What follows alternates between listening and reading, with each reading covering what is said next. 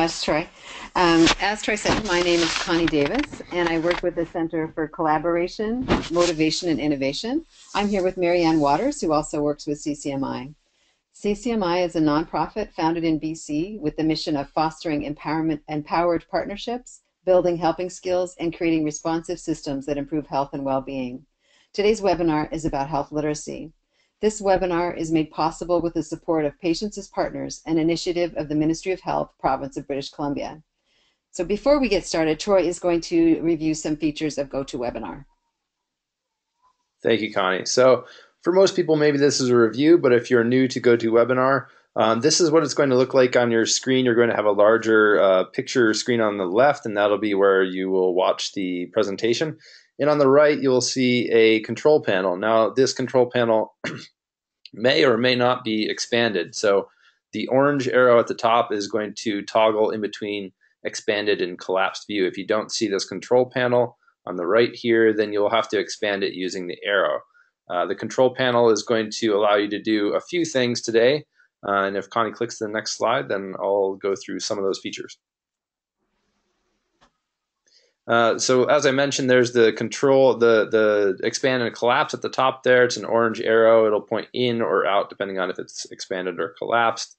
Down below the expand and collapse arrow is your question box. And in this question box, we invite you to interact with us, send any kind of question. If it's a technical question regarding GoToWebinar, then send that through and I'll field that question. Or if it's a question pertaining to the webinar at hand, go ahead and type it in there too, and I will forward those questions on to Connie. At the end of the webinar, there'll be some time for those questions to be answered. So do feel free to use this question box. It's really handy.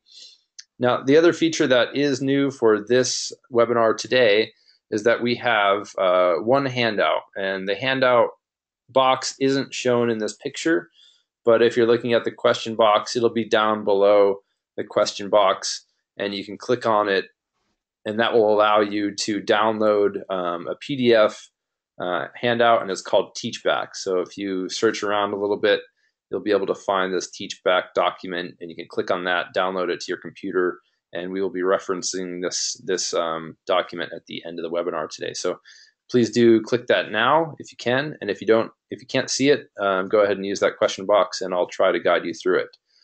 I think that's it from the housekeeping side. So Connie, it's all yours. Okay, thanks so much, Troy. So here's the objectives for this webinar today. So at the end of this webinar, you will have an increased understanding of what health literacy means, why it matters, and some practical tips and a tool to use. So first, we're going to cover some definitions. Health literacy is about finding, communicating, processing, and understanding health information for a purpose, to make appropriate decisions. This decision emphasizes the patient part of the conversation. It's from the Canadian Public Health Association in their landmark report, A Vision for Health Literate Canada, which was written in 2008. The lead author, Dr. Irving Rootman, is an internationally recognized expert in health literacy. He lives in British Columbia, and although he's retired, he still continues to support health literacy efforts locally and nationally. This definition was accepted by the Health Literacy Roundtable of British Columbia in 2010. The roundtable brought together 54 people representing 34 organizations who promote health literacy in BC, including participation and partial funding for the event by Patients as Partners. So today, when we refer to health literacy, we will be using this definition.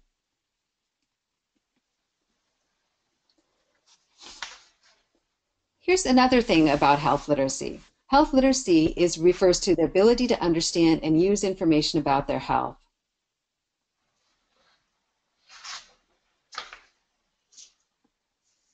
But this part of health literacy also leaves out an important component.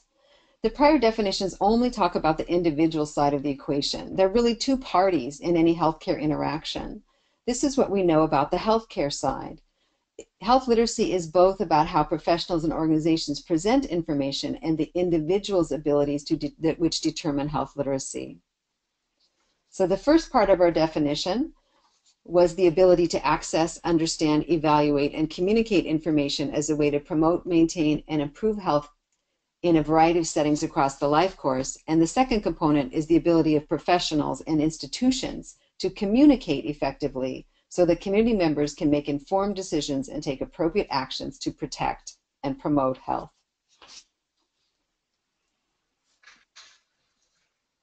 So health literacy really means the person's ability and the helper and system ability. And the outcomes are that people can make informed decisions and have healthier behaviors in a more collaborative care environment. So what are we really talking about? Employees must decorate their metacarpal phalanges. What are you supposed to do if you're told this? If I showed this picture and you told employees they must decorate their metacarpal phalanges, what would you do? You'd be pretty sure it had to do with hand washing. And if I added some sentences with the description, it would be much easier to read. People rely on visuals, which is why they're so important. This is just one example about how language can create challenges to understanding. This example is from our colleagues in Ontario at the Southwest Self-Management Program. So now some examples from the field.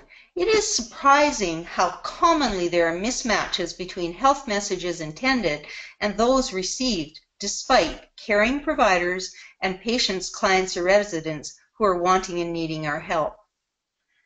A jargon or acronym example from the field. The wife of an elderly husband very ill with COPD, or chronic obstructive pulmonary disease, after leaving the hospital asked a family member who was a healthcare provider, "When they talk about DNR, what does that mean?" Although she understood the COPD acronym, she did not understand that DNR meant do not resuscitate, a very important piece of health information. A complexity of medical terms example. A family coming for a child's immunization commented, "I know for darn sure she had a rosabella shot." With the complexities of names, such as for measles, which are also known as roseola infantum, rubeola, and rubella, or baby measles, red measles, German measles, it's no wonder it's confusing. This person has combined roseola and rubella to form rosabella. There is no vaccine, also known as a shot, for roseola, so you can see there was a mismatch in her understanding of what immunizations her child had previously received. And now an example of the speed of messages being delivered. Busy healthcare providers often talk very quickly in a rushed appointment. Also, there may be more than one person talking at the same time. As you can imagine, this may be very challenging for older adults, especially those with hearing difficulties, or for people where English is not their first language. For example, information shared on options and processes for residential care.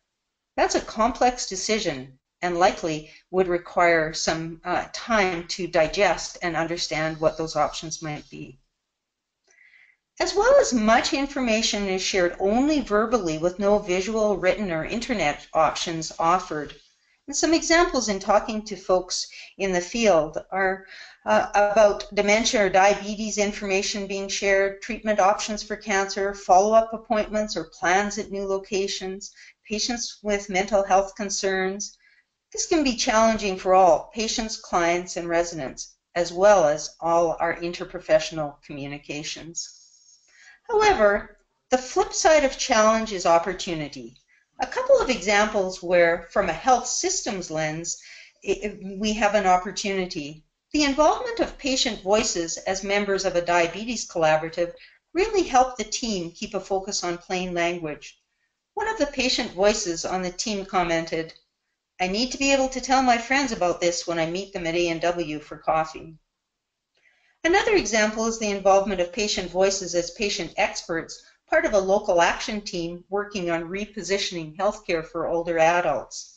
They were recognized as being experts on what patients and family experienced, in much the same way as other team members were recognized for their specific expertise, such as nursing, physician, mental health, social work, city planning, etc.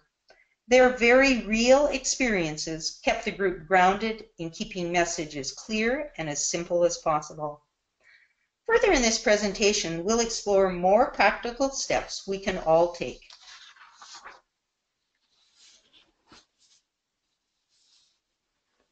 Now that we know a little more about health literacy, let's review the 5 priorities of the Ministry of Health.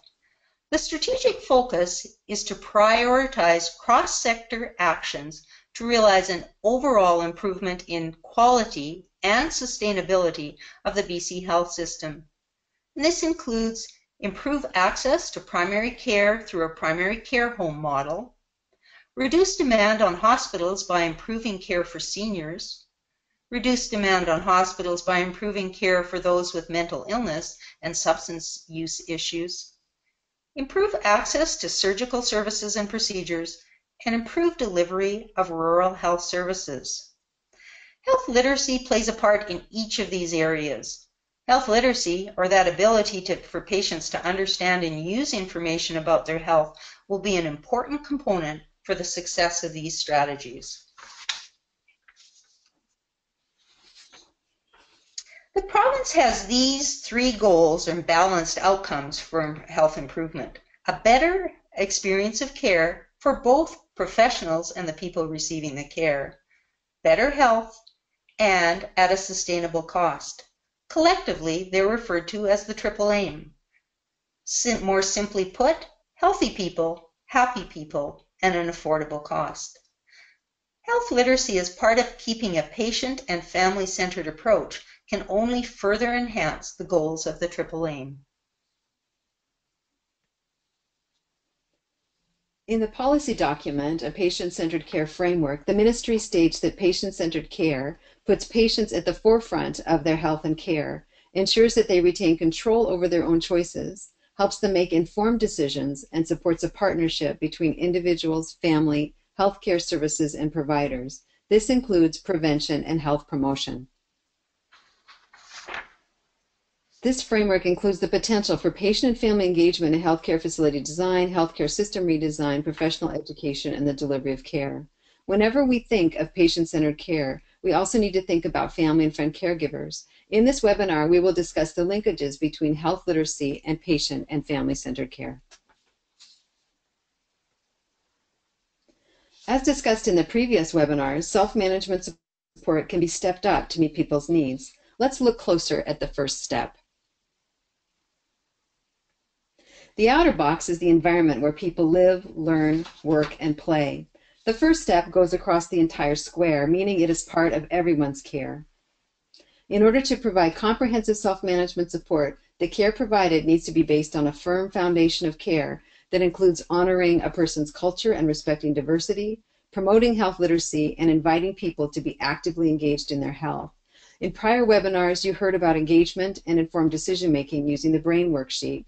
Next week, the topic is diversity. These 3 aspects of care are so closely linked that they are often studied and addressed together. One example in British Columbia is the Intercultural Online Network provided by the University of British Columbia and funded by Patients as Partners. In the upcoming webinars, we'll continue to build the STEP care model, learning more about brief action planning, motivational interviewing, and other steps we can take. Here again is our basis, our foundation: diversity, health literacy, and engagement.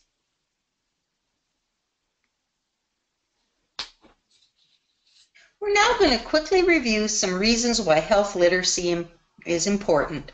Dr. Irv Rootman graciously shared this information with us. 6 reasons why they're important are large numbers, it affects our health, there's more chronic disease, complex health information, cost, and fairness. Many people have low health literacy, and invariably it is linked to the triple aim for healthy people, happy people, and affordable costs. 60% of Canadians over the age of 16 have low health literacy. Almost 90% of older adults have a low health literacy, and older adults are a key population in our BC strategic focus. Here are the results for Canada. The most recent health literacy data are from surveys conducted in 2003. BC is fourth on the list and showing it ranks in the middle of the provinces and territories. What this means is it's about half of the working age residents of BC lack the minimum level of health literacy needed to effectively manage their health information needs. Low health literacy is very common in British Columbia. There are many studies showing the impact of health literacy on health and health care. A few are summarized here. People with difficulty understanding have longer hospital stays, a higher rate of chronic disease, and die younger than other people. These outcomes match the priorities and achieving of the triple aim. As a province, our efforts in health literacy will help us have less chronic disease, longer lifespans, and less hospitalizations.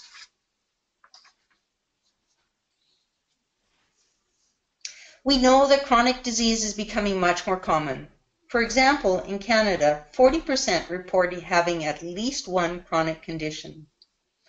Managing a chronic condition is very challenging. There are so many things to understand. For example, how to take pills, which has many steps in itself, like reading the label, understanding a clock, and watching for side effects, as well as things like managing appointments and required tests. BC is showing leadership in this area with Dr. Mark Fitzgerald and Dr. Iraj Purzlami hosting an international round table in 2013 on the topic of chronic disease and health literacy. They're currently leading a study to understand the measurement of health literacy in chronic illness. So health literacy is important because it affects people's ability to self-manage, and it is very common. We all know that healthcare information is complex and getting more and more complex, like the examples provided earlier. There's a mismatch between the reading levels and health education materials and the reading skills of the audience. Same is true for health information websites, and jargon is used very commonly in healthcare. If we know that half the public can't understand a newspaper, they could have a lot of trouble understanding the kind of information routinely provided in healthcare. The pie graph shows one study of 74 taped conversations between physicians and diabetes patients. In 81% of the interactions, at least one unclarified jargon term was used, with an average of 4 unclarified terms in each visit. 37% of the jargon occurred when making recommendations for what the patient should do, and 29% during health education. The researchers then interviewed patients about their understanding after the visits, and comprehension rates were low and never reached what researchers felt were adequate levels of understanding.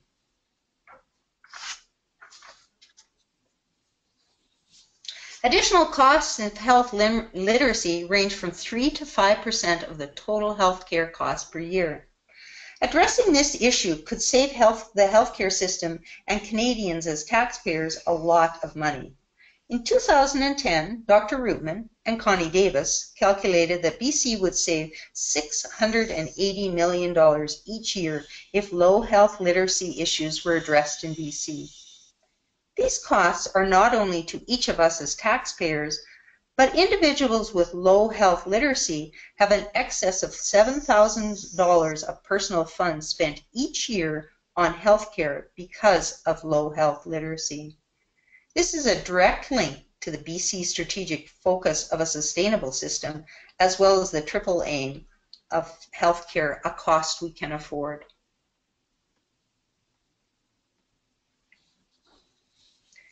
Fairness. Over the age of 65, half of the people have low literacy level. Assisting older adults is one of our priorities in British Columbia. With immigrants, 70% have low literacy. For people with a grade 8 education or less, 77% are at a literacy level 1, which is basic literacy. American Indian, Alaska Native, Asian Pacific Islander, and Hispanic populations have lower literacy levels than Caucasians. It is important to note that health literacy can affect anyone, including us. Just because you have a university degree or work in healthcare doesn't mean you'll not experience. Factors like stress, crises, jargon and acronyms, unfamiliar environments, or situations can contribute to anyone having issues with health literacy. So what can we do about it? Marianne's very helpfully summarized the reasons that we really want to care about low health literacy. But the important thing is, what can we do? In 2011, Patients as Partners supported a groundbreaking project in health literacy.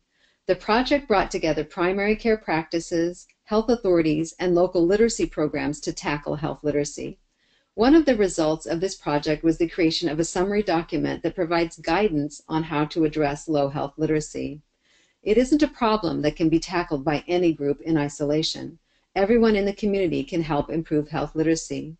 This umbrella shows that people can be protected from the health problems and risks that rain down on them in 3 ways, represented by the 3 different colors on the umbrella. Working on relationships, improving understanding, and building partnerships are all good ways to improve health literacy. For example, in British Columbia, there are literacy programs in nearly every community that work with adult literacy learners, and they are ideal partners for improving health literacy. The Coalition of Senior Centers of BC also offers programs on health literacy.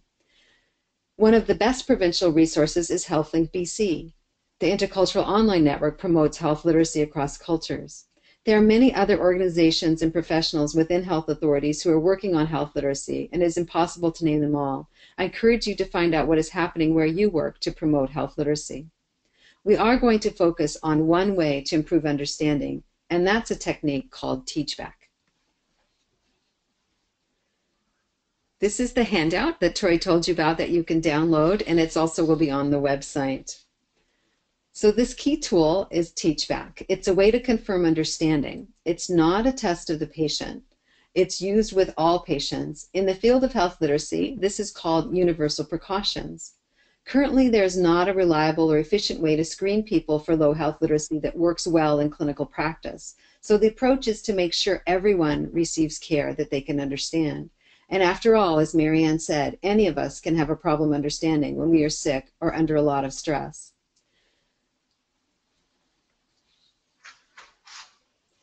So teachback is the best way to help someone, anyone, understand healthcare information. Teachback is a way to check for understanding, not a test of the patient or client. There are a couple ways to do teachback. The first way is to say something like, "Can you tell me back what I just said so I can see if I was clear?" Or you might say, "After this visit, your wife is going to ask you what happened during this appointment. What are you going to say?" If you are teaching a skill, you might phrase it differently. "Show me how you're going to use the inhaler so I know if I was clear." It's very important to phrase the question very similar to the way theirs phrased on this slide. Teachback is not a test of the patient. It's a test of your ability to communicate clearly. So that small phrase, "if I was able to make it clear," is very important. So this is what teachback looks like if you were to draw it out. The orange represents the information being given to the person or their family. Green is the teachback question. Was I able to make it clear? In yellow, the person or their family is saying back what they understood. This creates a feedback loop to ensure that the clinician and the patient are on the same page. If the message wasn't clear, the clinician tells the patient the information again. Then they ask the teachback question again, and the person repeats back what they heard. After some review, understanding is achieved. It's important to remember that understanding is created by 2 things: the patient and family capacity and the clinician's capacity to explain clearly. So we're now going to do a short demonstration of teachback. And so Marianne's going to start with an example. So as this can be used in daily life as well as in healthcare, we'll be giving an example. First, I'm going to give a real-life example with Connie and I. Connie, I know we've talked about salads, and you would like to make me a salad next week. So what I really like in my salad is I like a variety of ingredients, but probably my favorite is like a coleslaw type, even the ready-to-go bag where it's all chopped. I like to add some sort of protein, leftover chicken, some cheese, chickpeas, or whatever is handy that I may have in the cupboard or the fridge. Now, but my favorite dressing is made with a quarter of a cup of lemon juice, a quarter of a cup of olive oil, a teaspoon of dried mint, and a teaspoon of honey. Now, Connie, I know you're thinking about making that salad for me. Can you tell me back what I've talked about, just to be sure I was clear in my when I was telling you about it? Okay, so Marianne, if I was going to make you your best salad, I would buy a variety of ingredients for your salad because you like a variety of vegetables and things in your salad. And then you have a very special dressing you like to make. And I think I remembered three of the ingredients, but maybe not all of them. I know that you want some lemon and some oil and some honey in your dressing, but I think I've forgotten some other ingredient, but that would be the kind of salad I would make for you. Great. Well, thanks very much, Connie. And you certainly have most, and there must have been the piece about the salad dressing, I was not clear. And so I'll review a little bit more about what that little sort of recipe that I have, in case that's one that you want to use. And it's a quarter of a cup of lemon juice, 1/4 of a cup of olive oil, a teaspoon of dried mint, and a teaspoon of honey. Okay. So can you tell me back what I said just to make sure this time I was clearer? Okay, the dressing sounds really good. So 1/4 cup of oil, 1/4 cup of lemon juice, teaspoon of dried mint, and about the same amount of honey. Right, right. A teaspoon of honey as well. Great. It sounds like we've got an understanding of that salad for next week. Oh, good. I'm glad we will see that. Now here's an example from healthcare. So I live in Hope, British Columbia, and so I'm going to tell Marianne about how to get after-hours care in the town of Hope. So Marianne, in Hope, after office hours, or actually same-day care would be better. Let's do same-day care. So if you needed to get same-day care in Hope, you have two options. One option is to go to the same-day clinic, which is held every afternoon right next to the pharmacy in town. So between the hours of 1 and 4:30, you can go to the clinic right next to the pharmacy in town, so on the main street of town in Hope, Monday through Friday. The other option is to visit the emergency room at the Fraser Canyon Hospital. So in the evenings or overnight or weekends, if you were to have a need for same-day care, that would be what you could do in Hope. But first of all, good thing to remember in British Columbia is that you can call 811 and talk to a nurse and see if same-day care is recommended. So Marianne, I told you a few things about getting same-day care in Hope. Would you say those back to me so I could see if I was clear? So thanks very much, Connie. So there's two options around same-day care, and that's I forgot the hours of the day, and it's in the clinic next to the pharmacy. And I could also go to emergency at the Fraser Canyon Hospital, and that the nurse health line, 811, right? Yeah, exactly. And the hours at the clinic are in the afternoon, so it starts about 1 o'clock. So 1 to about 4:30 is when the same-day clinic is open. Great. So 1 to 4, 4:30 in the afternoons, every afternoon. Yes. Great. Thanks, Connie. That's how you get care. Now that may seem very, very simple, but it's also very, very effective. And TeachBack is one of the things in health literacy that's actually been studied. And so here are some results about TeachBack. So using TeachBack has been shown to improve blood sugar control for people with diabetes. This is a study from Dr. Dean Schillinger at the University of California, San Francisco. And what he did is he studied clinicians and whether or not they used TeachBack with their patients. So what they did in this study was audio tape encounters between patients and physicians in a public health hospital. And they had 74 recordings between 74 patients and 38 physicians. And slightly over half of these physicians were women. They measured people's literacy levels. 85% of the patients were non-white, and the reading level of most of the patients was grade 4 to 6. At least one new concept was communicated in 82% of the visits. In those visits, physicians assessed understanding 20% of the time. 82% of the patients whose physicians assessed understanding, so this was only in 12 patients, had a hemoglobin A1C lower than 8.6, compared to 55% of those whose physicians did not assess understanding. No other variable they found was associated with blood sugar control other than whether or not the physicians assessed understanding. In some other studies, Dr. Schillinger has also measured the time it takes for people who are taking warfarin, a medication that prevents blood clots, to the right dose, and found that teach-back was very helpful in achieving that quicker. And Dr. Pash Orlow and Dr. Darren DeWalt have also studied effectiveness of teach-back for asthma and for people with chronic heart failure who were titrating their own diuretic medication, also known as water pills. And another really interesting fact about teach-back is that teach-back has actually been used to reduce no-shows for appointments. Many office practices or clinic-based centers struggle with people who don't show for appointments, and simply asking people who make phone appointments to repeat back the appointment so that the appointment was clear can reduce no-shows. Like any skill, people need to practice to learn how to use teach-back. So there is a Universal Precautions Health Literacy Toolkit that includes a skills checklist to monitor whether or not a professional can do teach-back properly. So we want to provide you with a short summary of health literacy. So health literacy is the match between people's abilities and the healthcare professional and system abilities to make care understandable and easy to navigate.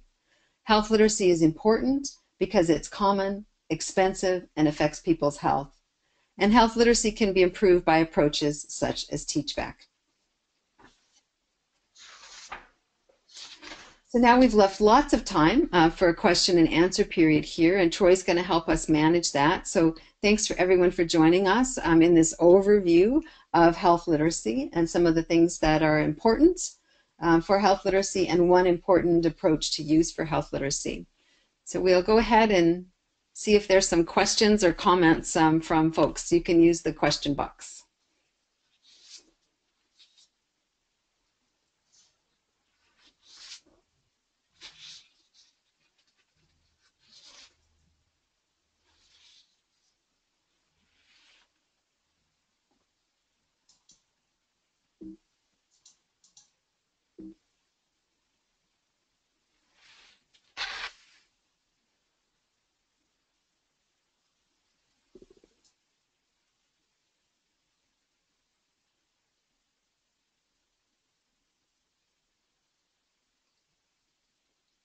I guess while we're waiting to see if there's any questions, Marianne, I know that with your background in public health that you've had a long interest in health literacy, and just wondering if you have any thoughts from your point of view about where you've seen health literacy make a big impact.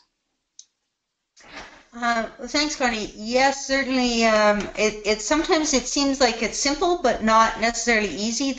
And almost intuitive for us to want to check so that we don't get those mismatches. And some of those examples I gave, those common examples from the field, were ones that I'd heard of personally. But I think it happens on kind of if you talk to healthcare providers, how often people have a wrong message, and they may have taking a double medication. Maybe they're ordered digoxin and lanoxin, and they're taking both of those, not understanding that they're using the same medication, perhaps doubling up. People, when they're using things like inhalers for how they would use for managing their asthma. I think about my time in tobacco reduction and spending time with explaining about how to use patches, nicotine replacement therapy patches, and how things like one patient had put the patch on but hadn't peeled the sticky stuff off the other side. They'd put some extra tape on it. So obviously we're not getting the medication, and had we not taken the time to be clear about the instructions, and using visuals as cues makes such a difference. So to actually have a patch and take the piece off and show them how they would use that was another example about how that it sort of seems simple and almost intuitive to do that. but in a busy healthcare provider situation, we may not always seize the moments to provide those. Yeah, I think that's really a good point that you make, because sometimes, doing teach back, it just is, one question. It does take a little bit of time, but you think about the time that's saved down the road if people are struggling and not able to follow instructions because of unclear information. It certainly saves time up front to ask the question. Mm-hmm. And really to be very clear about to make sure that I am clear, not suggesting that the patient wasn't listening, wasn't paying enough attention, that there's any blame which could perhaps be perceived if that's not part of that wording when you're checking in with the patient, I think is another critical piece. Yeah, there's a plenty of blame and shame already with many people who struggle with literacy. So I see a few questions from the audience. One is looking for the statistics from BC. Maybe a repeat of the statistics from BC. Sure.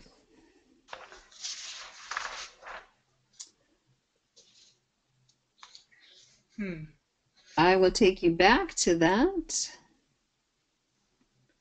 slide. There we go. So this was interesting. As Marianne and I were preparing for this webinar, we got in touch with Dr. Rootman. Very fortunately, we have this expert in our province, and one of the things he wanted to make clear to us is that the BC really right now has old data on the health literacy levels in British Columbia. And you can measure literacy levels, just general literacy levels, and you can also measure health literacy levels. And this is the last time that health literacy was actually measured in BC, was based on a 2003 survey.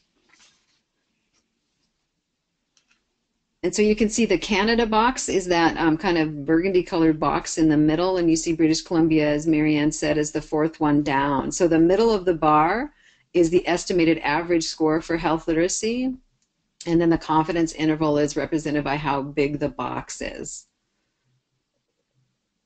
Mm-hmm. Thanks, Connie. I've got another question here. It's a good one from the audience. The examples you used, the content was fairly simple, whereas the health info is often more complex. How can health literacy be addressed when the info is complex? That's a really good question too, and Marianne, you may have something to add to this. One of the things that's recommended in health literacy circles for complex information is to layer the information. And there's also another really good technique that's used that's called ask, tell, ask, where you ask people what they already know, and then you can build on that information. So in the layering complex information, you can start with the simple and the basics, and you can stop and check using your teach back question, and then you give more information and you stop and you check again. Many people ask about things like consents for surgeries. Things like that are very, very difficult. And the consenting process is never meant to be a one-time occurrence. It's meant to be an ongoing process. And so when you are providing a lot of complex information, you may give some information and then over time keep referring to it and checking on it. Another thing that we didn't really weren't able to get into is how to use printed material to supplement your words. And printed material is never meant as a substitute for spoken language. And so you can use printed material, again, simple language, plain, living room language, lots of white space, and then use that to support the words you're saying. It's a big dilemma. I think the only thing that I would add is really just building on what you're saying is when we're giving complex information, because there is so much complex information, that we don't talk for 20 minutes and then can you tell me what you've heard, was to make sure I was clear, because invariably people will be confused. So chunking it off into manageable bites, it's kind of like that eating the elephant one bite at a time, and if we use the teachback tool kind of one bite at a time, that I think will really help hugely with our success. Yeah, lots of people call that technique chunk and check.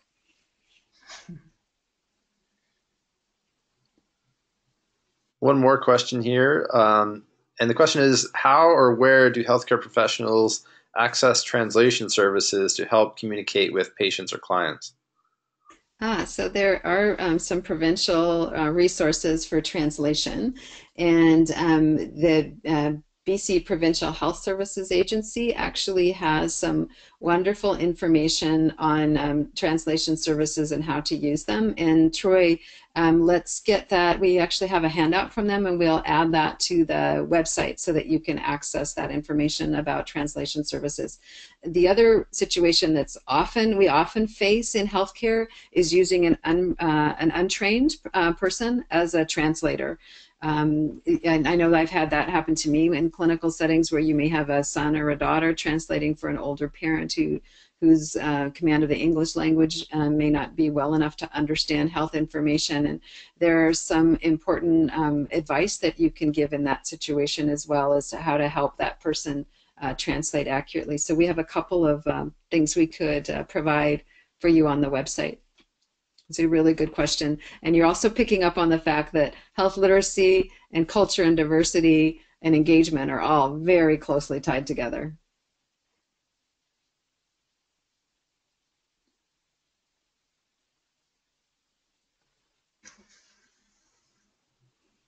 Question box is empty for now, but I encourage anyone to type a question in and I'll voice it.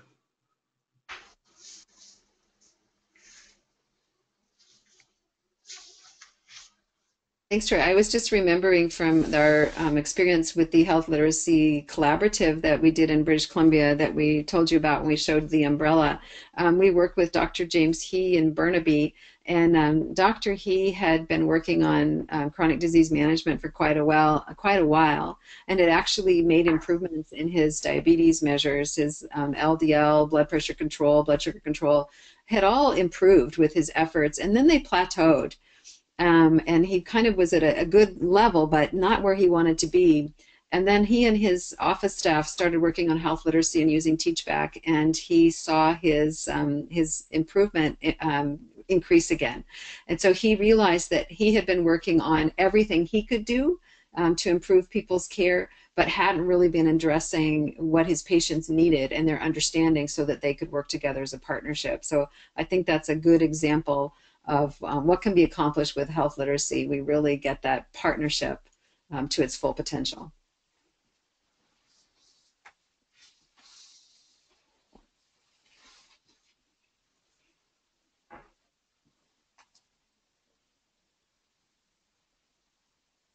Troy, are you seeing any other questions come in? None so far. All right.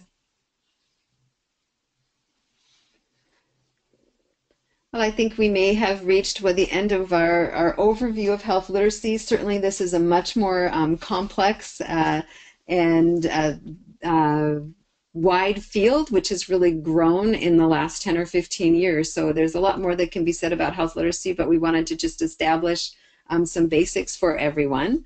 And so I will return to the end of the slides here so that we can learn what's next.